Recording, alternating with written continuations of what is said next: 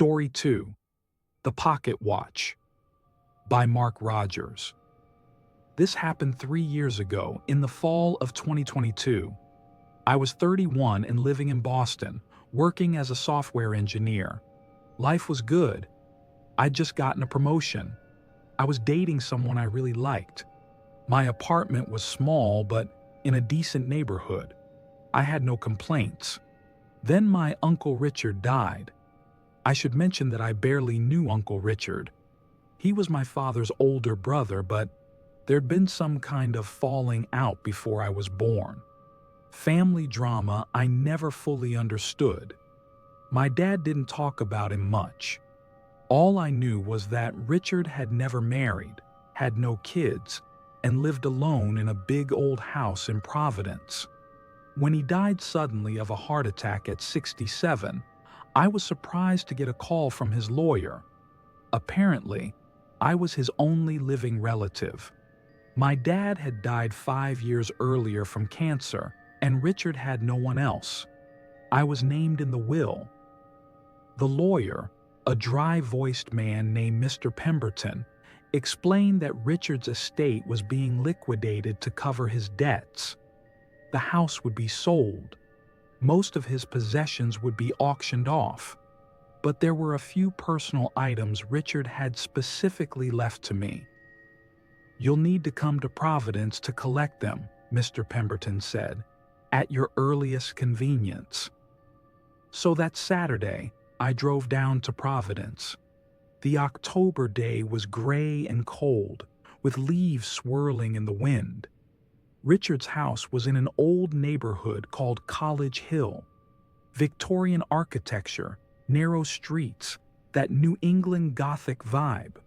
The house itself was a 3-story Victorian painted dark blue. It looked neglected. Peeling paint, overgrown garden, a broken gutter hanging loose from the roof. Mr. Pemberton met me at the door. He was exactly what I'd imagined. Elderly, thin, wearing a suit that might have been purchased in 1985. He led me inside without much ceremony. The house smelled like dust and old books and something else. Something sour and stale that I couldn't quite identify. The furniture was old and dark. Heavy curtains blocked most of the light. It felt like stepping into the past. "Your uncle was quite the collector," Mr. Pemberton said, leading me to the study on the first floor. "Most of this will be auctioned, as I mentioned, but these items here," he gestured to a small table by the window, "these are yours." There wasn't much.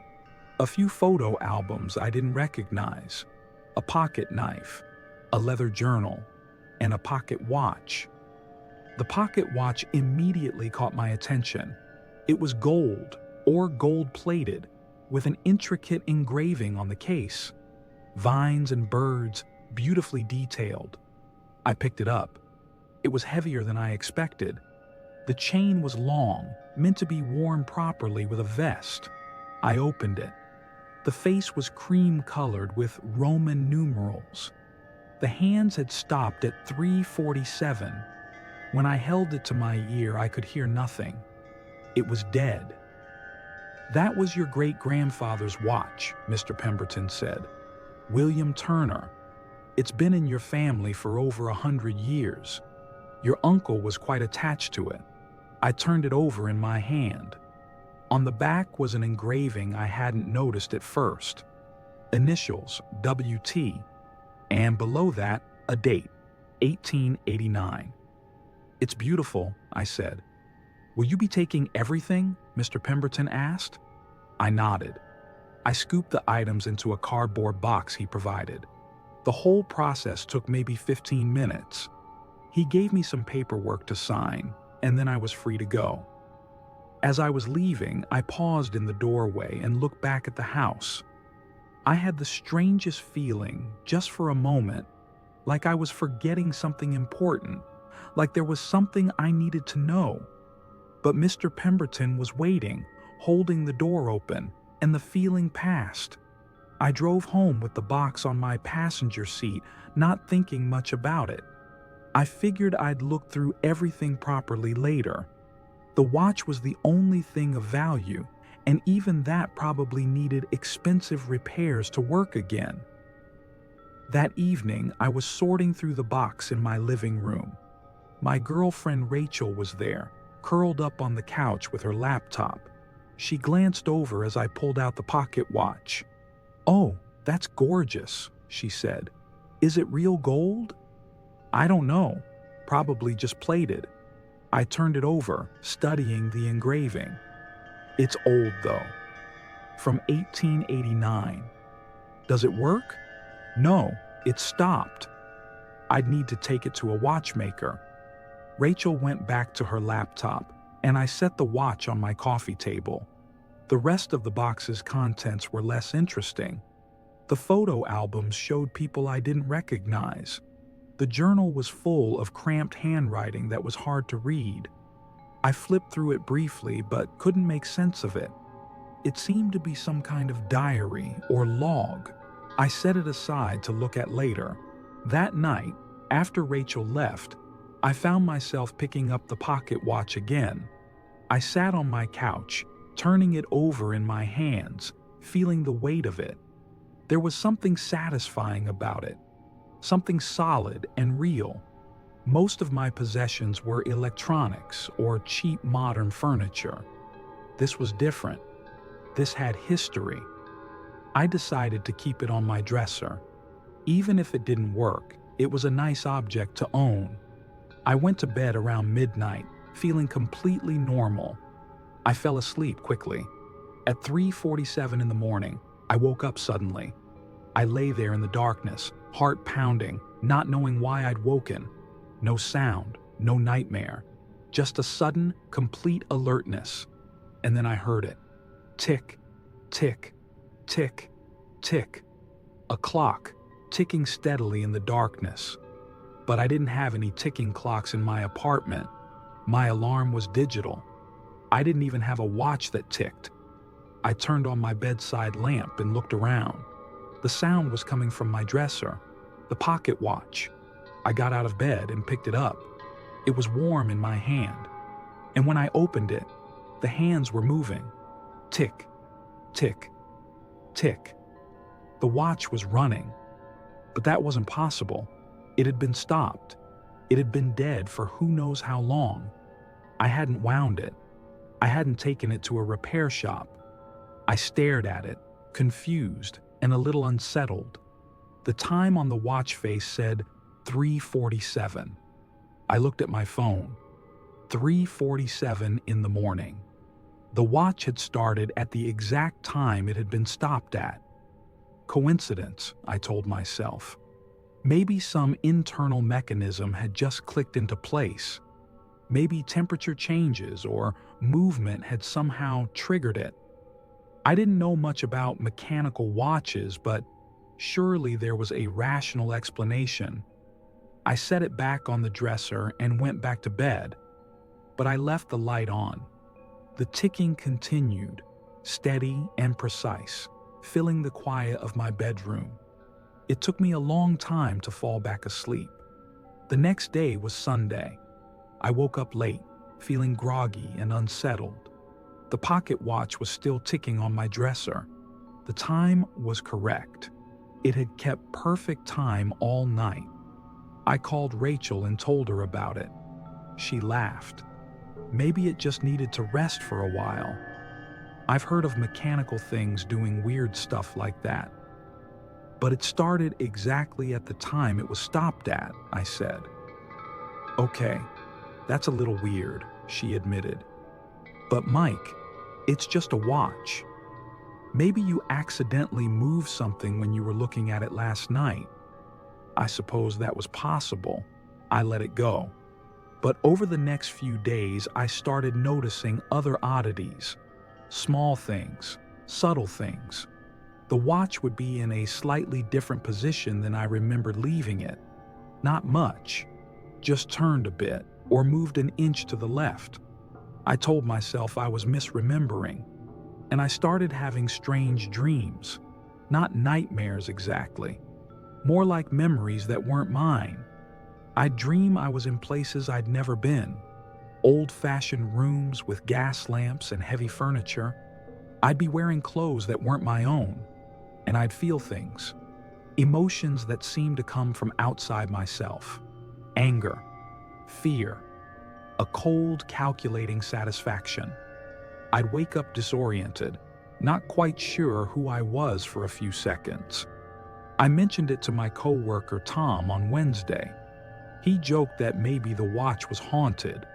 I laughed it off, but the comment stuck with me. That night, I decided to do some research. I sat at my laptop with the pocket watch next to me, still ticking away, and started digging into my family history. I didn't know much about my great-grandfather, William Turner.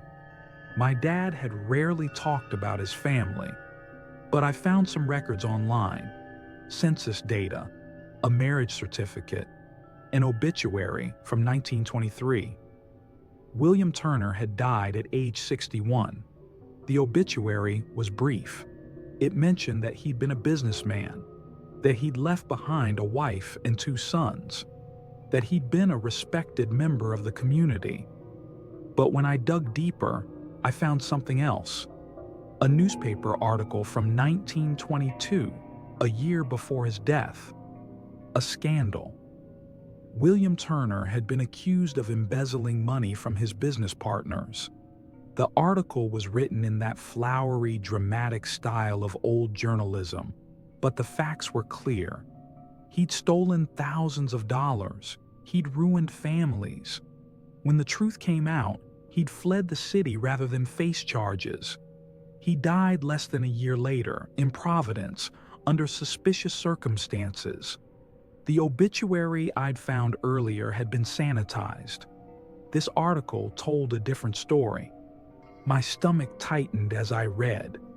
This watch had belonged to a criminal, a man who'd hurt people. I looked at it sitting next to my laptop, still ticking, still running, and I felt extremely uncomfortable. After reading about William Turner, I couldn't shake the feeling that something was wrong. The watch suddenly felt different to me, heavier, like it was watching me, even though that was absurd. I considered getting rid of it, but it was a family heirloom. It was valuable, and I'd look crazy if I told anyone I was throwing away a 100-year-old gold watch because of a bad feeling.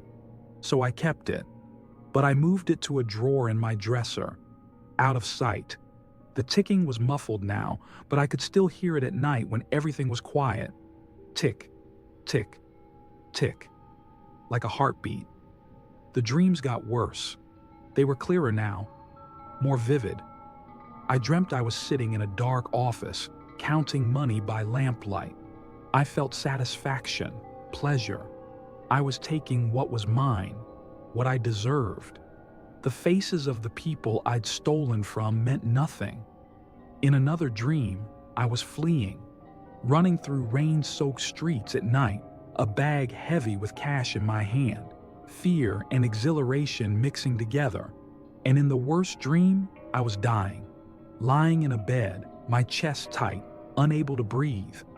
And I was angry, so angry, because I didn't want to go. I wasn't finished. There were things left undone. I woke from that dream gasping, my own chest tight with phantom pain. It was 3:47 in the morning. Again. I've been waking up at 3:47 every night since the watch started. Every single night. I turned on my light and opened the dresser drawer. The watch lay there ticking steadily, and for just a moment, in the dim light, I could have sworn I saw something. A shadow on the surface of the watch face, a shape that looked almost like a figure. I blinked, and it was gone.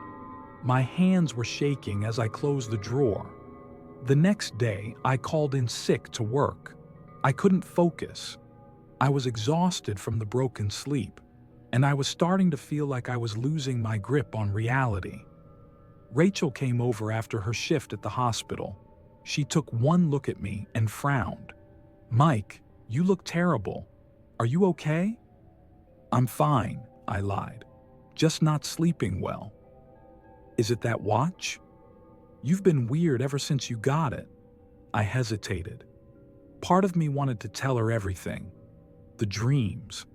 The feeling that something was following me, watching me through the watch. But it sounded insane even in my own head. "It's nothing," I said. "Just stress." But she wasn't buying it. "Where is it?" "The watch?" "In my dresser." She went into my bedroom before I could stop her. I heard her open the drawer, then silence. "Mike?" Her voice sounded strange. "When did you wind this?" "I didn't," I said, joining her. "It started on its own." She was holding the watch, staring at it. "That's not possible. Pocket watches don't just start themselves. You must have wound it and forgot." "I didn't," I insisted. She looked at me, concerned. "Mike, I think you should get rid of this thing. It's clearly stressing you out. Just sell it or donate it or something. It's a family heirloom. It's a watch, and it's making you paranoid." She set it back in the drawer, more roughly than necessary. "Promise me you'll at least think about it." I promised, but I knew I wouldn't get rid of it. Because despite everything, despite the dreams and the fear and the exhaustion, I couldn't.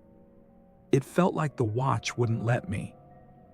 Things escalated after that conversation with Rachel. It was like the watch knew I'd considered getting rid of it, like it was punishing me. The ticking got louder. I could hear it throughout my entire apartment now, not just in the bedroom. Tick, tick, tick, constant and inescapable. And I started losing time. I'd be working at my computer and suddenly realize 2 hours had passed in what felt like minutes. I'd be having a conversation with someone and find that I couldn't remember the first part of what we'd been discussing. My coworkers started asking if I was okay. I made excuses. The dreams bled into my waking life. I'd have flashes of memory that weren't mine. I'd be walking down the street and suddenly feel overwhelming rage toward a stranger for no reason. I'd catch myself thinking thoughts that didn't feel like my own. Dark thoughts, calculating thoughts. One evening, I found myself standing in front of my dresser with the pocket watch in my hand, not remembering when I'd taken it out. I'd been staring at it for who knows how long. My reflection in the bedroom mirror looked wrong. My expression was cold, unfamiliar. I felt a sense of imminent danger, of fear creeping into me. Not fear of something external, fear of myself, of what I might do. That's when I finally decided to look at the journal my uncle had left me. I'd been avoiding it because the handwriting was so difficult to read. But now I was desperate. I sat down at my kitchen table with the journal and a glass of whiskey. My hands were shaking as I opened it. The first entry was dated June 2020, 2 years before my uncle died.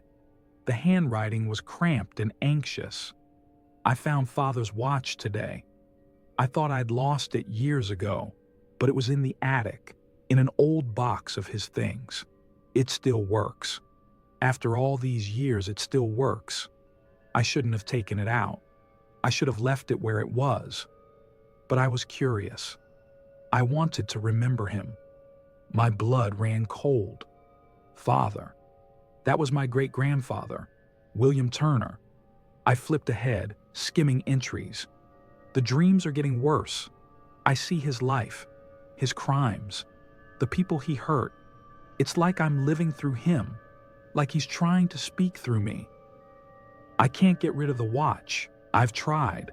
I've thrown it away 3 times. It always comes back. I find it on my dresser the next morning. I'm starting to think I'm bringing it back myself, in my sleep, while he controls me. I've started waking at 3:47 every night. That's when he died. I looked it up. His death certificate says he died at 3:47 in the morning. The watch stopped at the moment of his death, and now it won't let me forget. The entries became more frantic after that. My uncle described trying to destroy the watch, hitting it with a hammer. The hammer bounced off like the watch was made of steel, even though it was just gold plating. He tried to bury it in his backyard. He woke up the next morning with dirt under his fingernails and the watch on his nightstand. The final entry was dated a week before his death. I understand now. The watch isn't haunted. It's a chain, a connection. William Turner put something of himself into this watch before he died. His will, his refusal to accept death. And now it passes from one family member to the next, and he lives through us.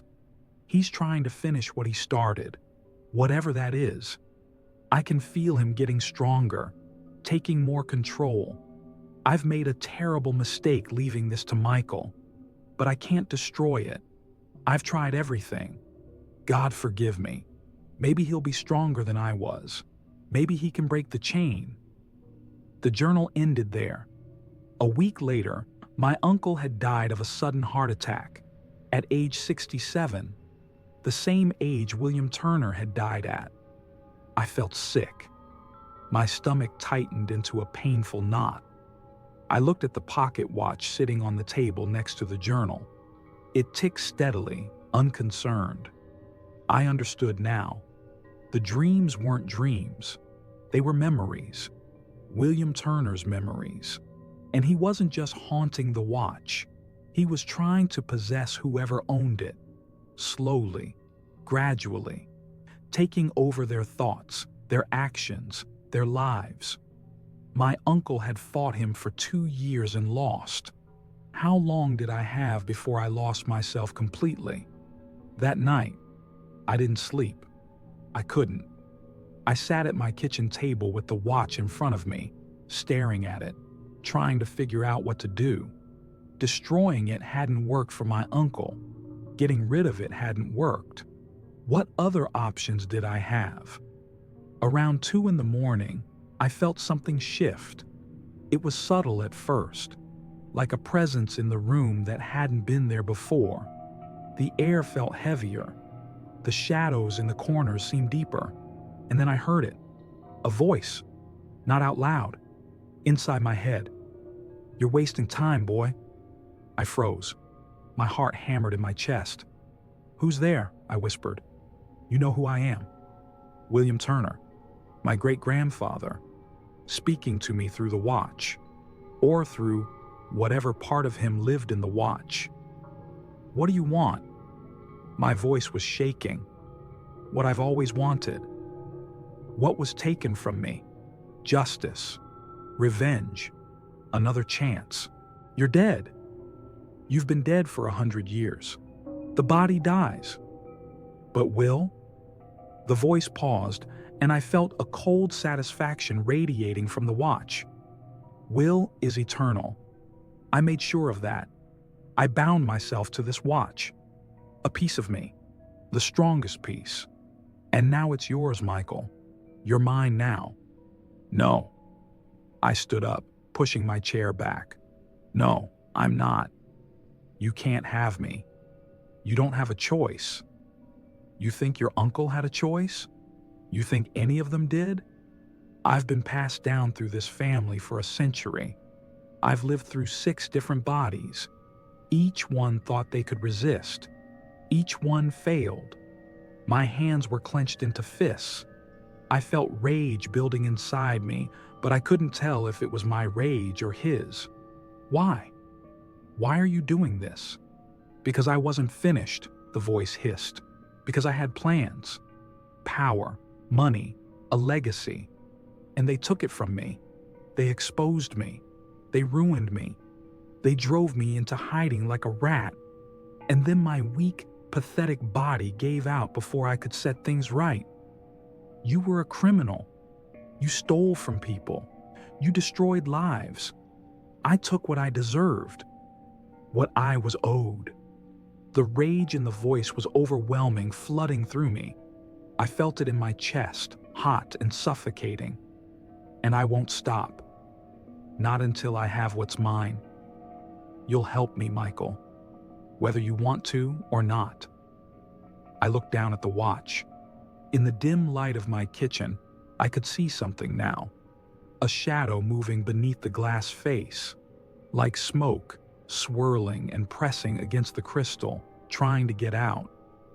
I'll never help you, I said. You already are. Haven't you noticed? The thoughts that aren't yours? The anger? The coldness? I'm already inside you, boy. A little more each day. Soon you won't even remember who you were. You'll just be me. Another vessel. Another chance. The watch began to glow. Faintly at first, then brighter. A sickly yellow light that made my kitchen look wrong, distorted. And then I felt it, like invisible hands reaching into my head, into my chest, trying to pull something out of me and replace it with something else. I screamed. The sensation was unbearable, like being turned inside out. I felt my own thoughts being pushed aside, compressed, suffocated. And in their place, other thoughts flooded in. William Turner's thoughts, his memories, his personality, his will crushing mine. I was losing myself. In desperation, I grabbed the watch. It was burning hot, scorching my palm, but I didn't let go. I stumbled toward my kitchen sink. What are you doing? The voice was angry now, afraid. Stop. You can't. You'll destroy us both. Good, I gasped. I turned on the faucet. Cold water gushed out. I held the watch under the stream, but nothing happened. The glow didn't dim. The ticking didn't stop. Water just ran over it, powerless. You can't destroy me with water, you fool. The voice was laughing now. I've survived fire, steel, burial. I'm eternal. My vision was blurring. I could feel myself slipping away. In seconds, I'd be gone. I'd be William Turner in Michael's body. And then I remembered something my uncle had written. He'd tried to destroy the watch, but he'd never been able to let go of it. He'd tried to bury it, but he dug it up himself. He'd tried to throw it away, but he'd brought it back because William Turner wouldn't let him give it up, which meant the only way to destroy it was to destroy the connection, to break his hold completely. With the last of my own will, I raised the watch above my head and brought it down as hard as I could against the edge of the kitchen counter. The crystal face shattered, the case cracked, and something inside broke with a sound like a scream. Light exploded from the watch, blinding white, so bright I had to close my eyes. I felt the presence in my head recoil, thrashing, fighting to stay connected. But it was weakening. I hit the watch again and again, smashing it against the counter until my hands were bleeding, until the watch was nothing but twisted metal and broken gears and shattered glass. The light died. The voice cut off mid-scream, and suddenly I was alone in my head. Just me, completely me. I collapsed to my kitchen floor, gasping, shaking, crying. The remains of the watch lay scattered on the counter and floor. Pieces of gold plating, springs, tiny gears, all of it inert, dead. It was over. I stayed on the floor for a long time, maybe an hour, maybe more. Eventually, I pulled myself together enough to sweep up every piece of the broken watch, every fragment of glass, every scrap of metal. I put it all in a plastic bag. Then I drove. I didn't know where I was going at first. I just needed to get out of my apartment, away from the place where I'd almost lost myself. I ended up at a beach north of the city.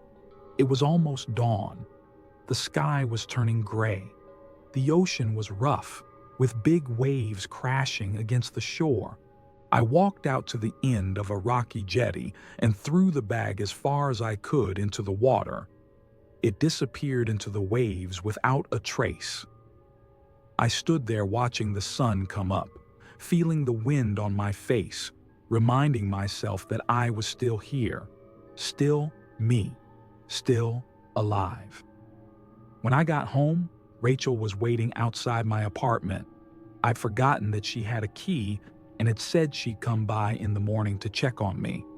She took one look at my face, at my bloody hands, and pulled me into a hug. "What happened?" she asked. I told her everything. The watch, the dreams, William Turner, the possession, all of it. I expected her to think I was crazy, but she just listened and held me. "Is it over?" she finally asked. "I think so," I said. "I hope so." We went inside. She bandaged my hands while I showered and changed. Then she made me breakfast and didn't leave my side for the rest of the day. That night, I slept for 12 hours straight. No dreams, no waking at 3:47, just deep, empty sleep. In the weeks that followed, I slowly returned to normal. The thoughts that weren't mine faded. The anger dissipated. The feeling of being watched disappeared. I called Mr. Pemberton and told him I didn't want anything else from my uncle's estate. I told him to sell it all, donate it all, burn it all. I didn't care. I never wanted to see anything from that house again. He sounded confused but agreed. I also did more research into my family history. I found records of the other relatives who'd owned the watch over the years.